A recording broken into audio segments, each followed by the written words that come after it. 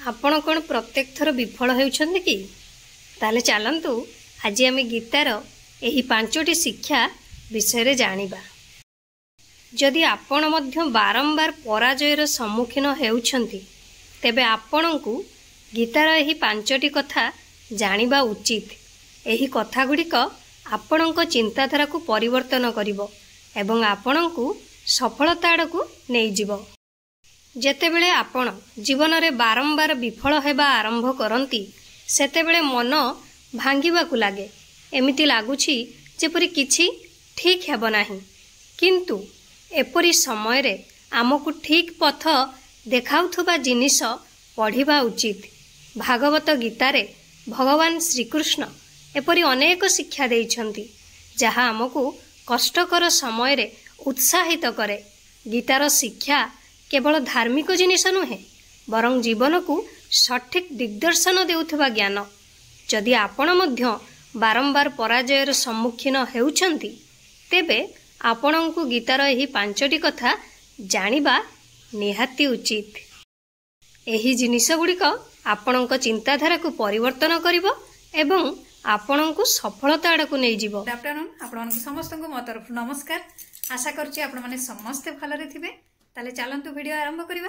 किंतु वीडियो आरंभ करबा पूर्वरु आपण मानक भितर कहि जदि आज मो चैनल ले नुआ थांती ताले प्लीज प्रथम मो चैनल को सब्सक्राइब कर दियंतु। पाखरे थिबा बेल आइकन को क्लिक करंतु जहा फल रे मो नुआ नुआ वीडियो रो नोटिफिकेशन आपण मानक पाखरे खूब शीघ्र पहुंची जिवो।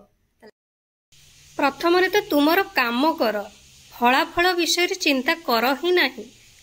भगवान श्रीकृष्ण कहिसंती जे जणे व्यक्ति केवल निज कर्म उपरे ध्यान देवा उचित। जीए जहा करे से आपे आपे फल पाई थाए। जदि आमे केवल फलाफल विषय रे चिंतित हेबा तेबे आमे काम उपरे ध्यान दे परिबा नाही।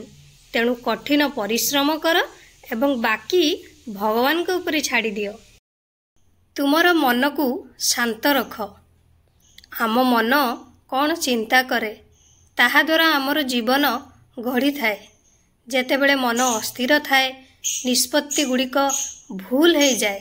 गीता शिक्षा दिए जे कष्टकर समय रे मध्य मन को शांत एवं स्थिर रखिबा बहुत गुरुत्वपूर्ण। तेबे ही आमे सठिक पथ देखि परिबा। परिवर्तन हेउछि जीवन। जीवन रे किछि स्थायी नुहे, ना दुख ना सुख। प्रत्येक परिस्थिति परिवर्तन हुए। हमकु केवल धैर्य रखिबाकु पड़िबो। गीता आमको कहे जे प्रत्येक कष्टकर समय परे भल समय निश्चित भावरे आसे। तेणु हार मानिबा ठीक नुहे। सबुबेले आपणक लक्ष्य उपरे ध्यान दियंतु। श्रीकृष्ण अर्जुन को कहिथिले जे जदि लक्ष्य स्पष्ट तेबे पथ मध्य मिली जाए। जीवन रे आगकु बढ़िबा पई ध्यान देवा आवश्यक। जमारू अन्यमनस्क हेबे ही नाही, नहेले लक्ष्य स्थल रे पहुंची परिबे नाही। तेणु निज मन को विचरण रु दूरेई रख एवं लक्ष्य उपरे ध्यान दियो। निज भितरु भय दूर कर। भय मनीष को भितरु भांगी दिए। गीता शिखाए जे आत्मा अमर। तेणु कौनसी जिनिस को भय करिबा उचित नुहे। जेतेबेले आमे भय को छाड़ी थाउ सेतेबेले आमे आगो को बढ़ी परिबा। साहस एवं विश्वास सहित प्रत्येक कष्ट सहज हो जाए। आशा करुछि आपण मानक वीडियोटी भल लागिथिबो। जदि भल लागिथाय ताले निहाती लाइक कमेंट शेयर सब्सक्राइब कर देबे। मते ताले विदाई दियंतु। पुणी देखा हबो नेक्स्ट वीडियो रे। नमस्कार।